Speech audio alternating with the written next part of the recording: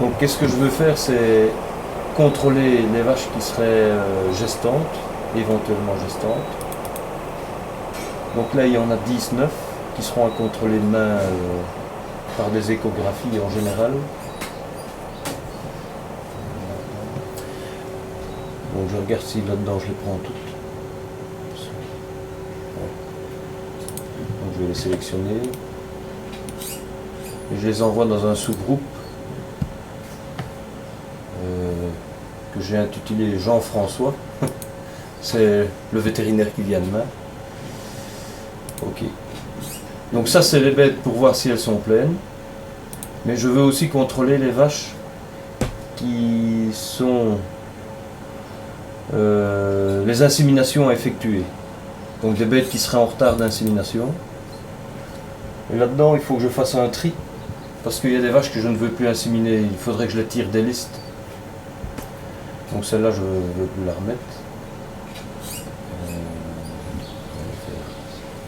Elles sont toutes mélangées.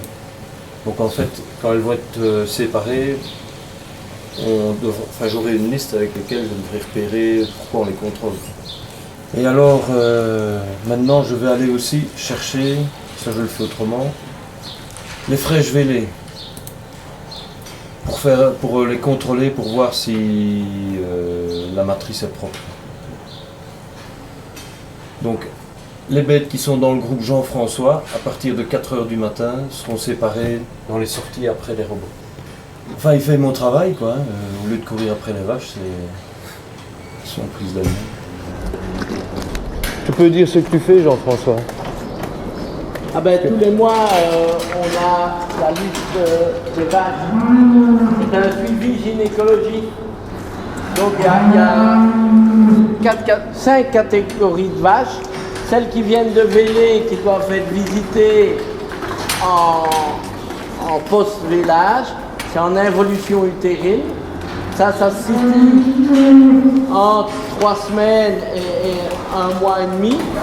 Alors ensuite, la deuxième catégorie, c'est les vaches qui ont vélé de plus de 60 jours et qui ne sont pas encore revenues, dont on n'a pas encore vu les chaleurs. Donc il faut voir où elles en sont au point de vue ovarien. Troisième catégorie, c'est les gestations. Donc on fait des échographies à partir de 25 jours, enfin 25-26 jours. Et puis alors, normalement, même si on ne le fait pas à chaque fois, on doit les reconfirmer par palpation rectale après 2 mois, après 60 jours. Donc celles qui ont été faites une première fois doivent être revisitées pour confirmer qu'elles sont toujours bien gestantes. Et alors la dernière catégorie, c'est les vaches qui sont en repeat breeding, c'est-à-dire que c'est une bête qui est inséminée plusieurs fois ou qui vient en chaleur plusieurs fois et qui n'est toujours pas pleine. On doit essayer de voir ce qu'il y a. Parfois, il n'y a rien, mais on essaye de corriger. Et ce système de suivi permet aux fermiers d'être plus performants parce qu'il diminue l'intervalle moyen entre 2 vélages.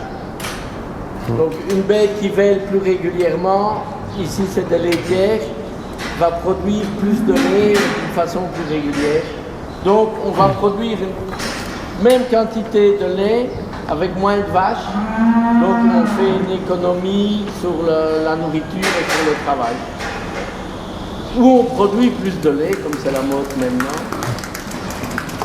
Et on gagne moins au bout du compte puisqu'il y a trop de lait. Ça c'est éco. Voilà.